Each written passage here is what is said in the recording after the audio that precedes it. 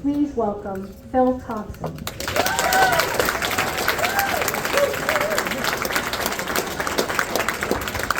What's going on, Milton? That was a nice opening. She's just saying that to just vouch for her street credit. That's what I'm on the lineup for. She's gangster. Just hooked on the phone? Yeah. It's all good. I'll work it out. Yeah. How you guys doing? We had a good time. Hey, I go by Chef Phil on stage. Thank you for the energy. I'd love to have you sign up. You know what I do? People ask me all the time, I'm really a chef. Yes, I am really a chef. I work out in Belmont right now. Yeah, I work on in Belmont, and it's a very white town. I know it's a very white town. As soon as I get there at 5 o'clock in the morning, I see all the white ladies out there power walking. And they do it right out there. There's like 20 of them in a group. They're out there in their headlamps and their reflector jackets. You know, it's dark, they're out there. They're out there power walking, I see them. But when they see me, the power walk always seems to get a little faster, you know?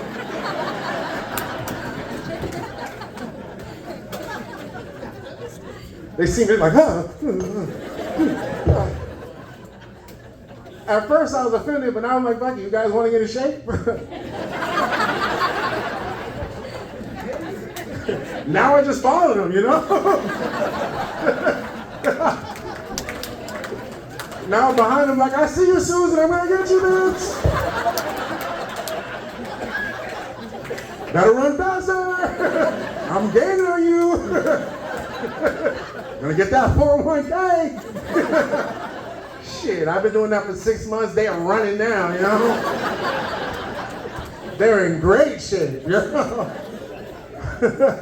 They love me too. Now I drop them back off at the house and they're like, oh, thank you, chef. Then I started noticing they all got these Black Lives Matter signs on the lawn. You fell out laughing. Like my mom got 2 of them. And I'm hip in the suburbs. They just only got those up for security reasons, you know. I'm hip, you know, I know. Houses were getting vandalized. It was like, we got a trigger. We're down for the cause. Black Lives Matter. So all of February, I was ringing their doorbells to see who really meant it.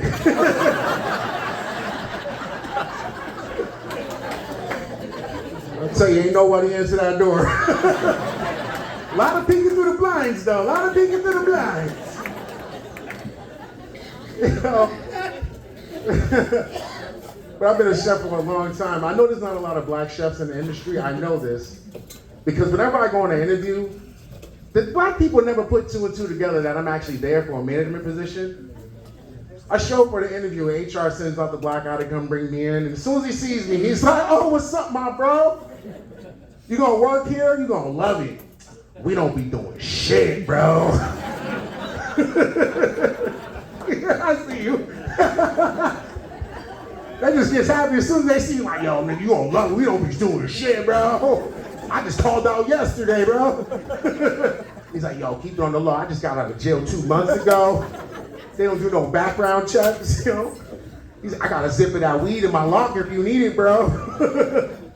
Like, you making it high. And as soon as we get to HR, they're like, Mr. Thompson, you're here for the executive chef position, right? I'm like, yes, I am. And he looks at me like, oh, shit. Like, yeah, dude, you done fucked up. I am here in a suit. What made you think I was here to be the dishwasher, you know? If I had to wear a suit to be a dishwasher, I'd have just killed myself. Fuck that. If I was being a dishwasher, you get me as I come. You know? I'm not shitting on dishwashers. That was actually my first job. My first job, I was actually a dishwasher at the House of Blues. I didn't mean to say the name, but 14 years old, I started there to help my mom pay bills. I worked with a bunch of Colombian dudes that just loved to have me there.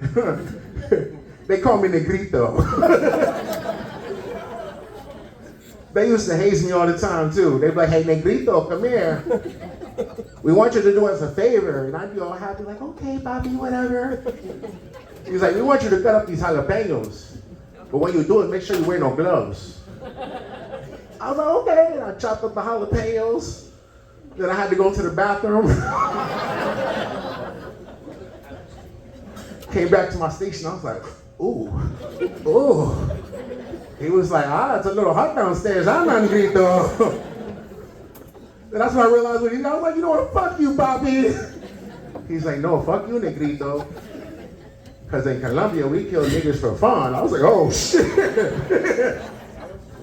I went back home, I crossed Colombia right off the map. You know? I'll tell you what, though, if I was 14 and ICE was around, oh, I'd been on that phone like, yo, he's right here, bro. You missed one. Come and get him. You know? But I've been doing this for a long time. You know who does love me in this industry, man? I don't want to be homophobic, sometimes I ain't no choice. Gay servers love me, okay? Love me. I had a gay server come up on me a few weeks ago. He was like, Chef.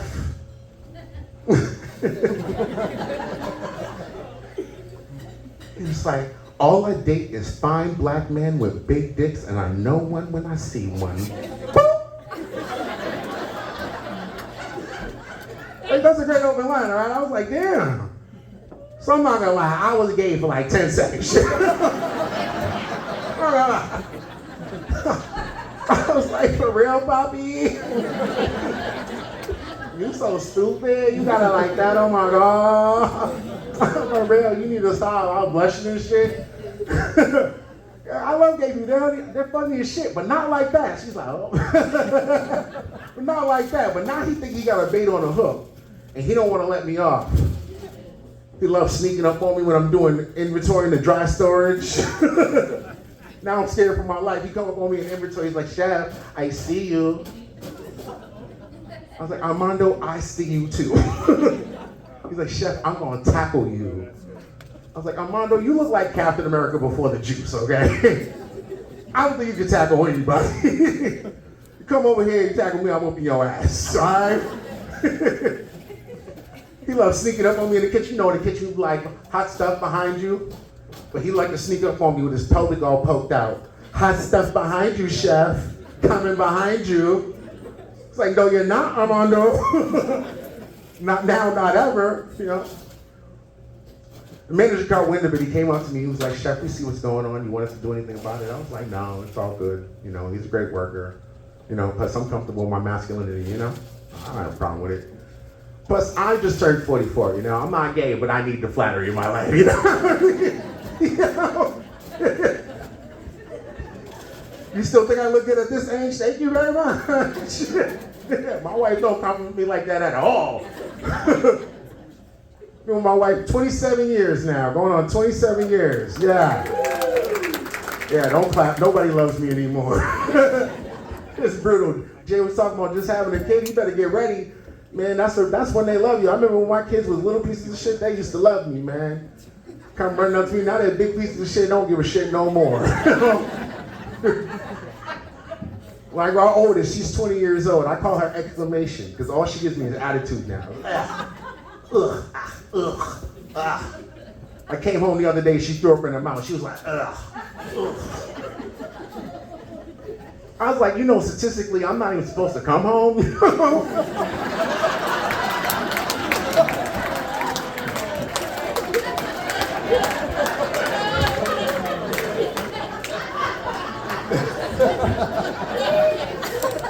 I'm like, I can leave right now and ain't nobody gonna say shit, you know? It's expected, you know what I mean? You better count your blessings, you know?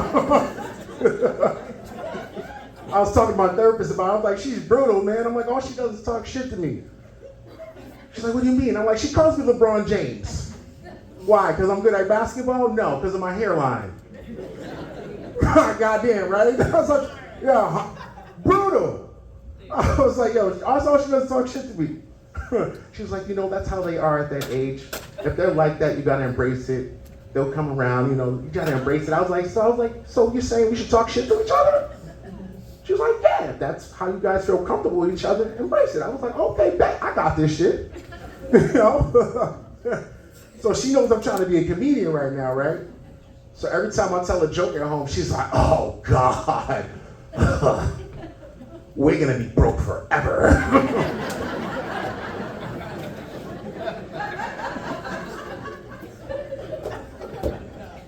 I was like, no, we're not, because I'm gonna sell you to R. Kelly. Boom! Got him! Got him. Guys, I'm just playing. She's 20 years old. She's way too old for R. Kelly. Way. If I try to sell her to R. Kelly, he'd be disappointed. I'm not gonna lie, when I first had my daughter, I was like, you know, they always say girls mature faster than boys, and I was like, yeah, we'll see about that. You know, my daughter came out the womb like 1 year, talking and walking. I was like, that's cute, you got that, you know. Then I had my son, I was rooting for him. I was like, come on, bro, we got this. We got this, bro, we gonna show him. 6 months in, I was like, come on, bro. 1 year in, I was like, we got this, bro, come on. 4 years in, I was like, come on, bro, we got this, right? We got this, right? 14 years in, I gave up. I was like, this nigga's done this shit. I went to his graduation, he got student of the year. I was like, how? And it's a Catholic school too. I was like, I want my money back.